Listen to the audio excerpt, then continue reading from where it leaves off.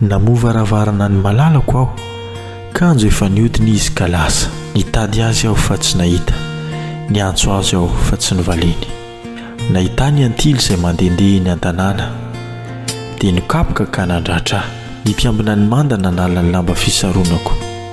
Raha mba hitanareo reny malalako, lazao fa marary-pity aho.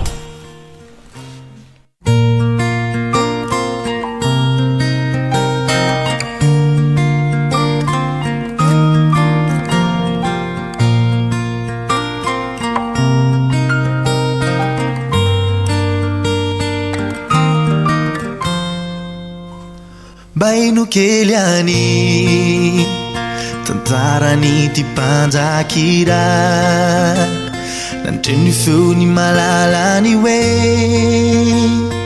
voay aho voay fa injay. Namovaravarany izy kinanjo anefa tsy teo itsony, tenandao ny lapis mba hitady ilay malalany fony.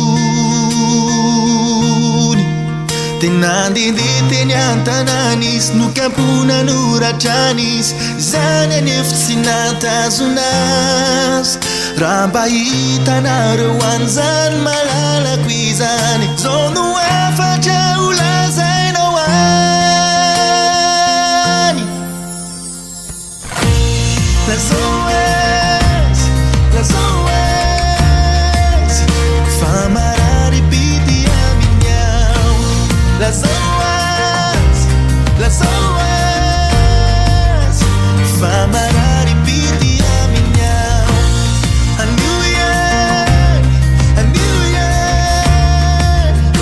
aza manivelany tany, fa anio yan aza manivelany tany.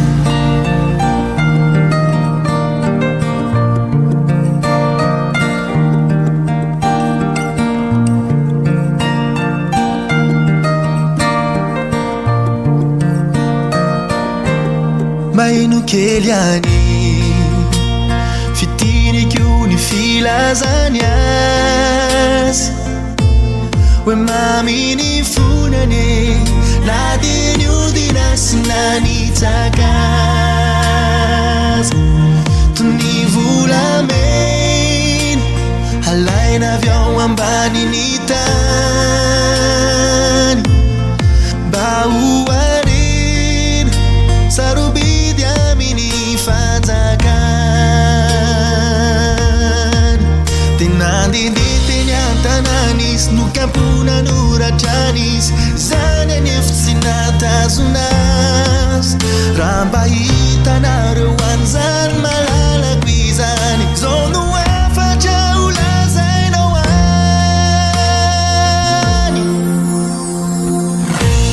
Lazao azy fa marary-pity aminy aho. Lazao azy fa marary-pity aminy aho. Anio yan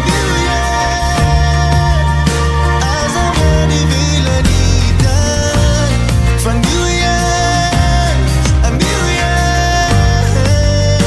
aza manivelany tany.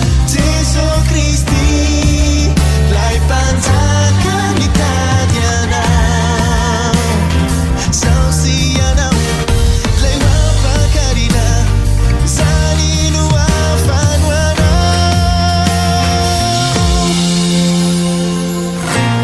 Lazao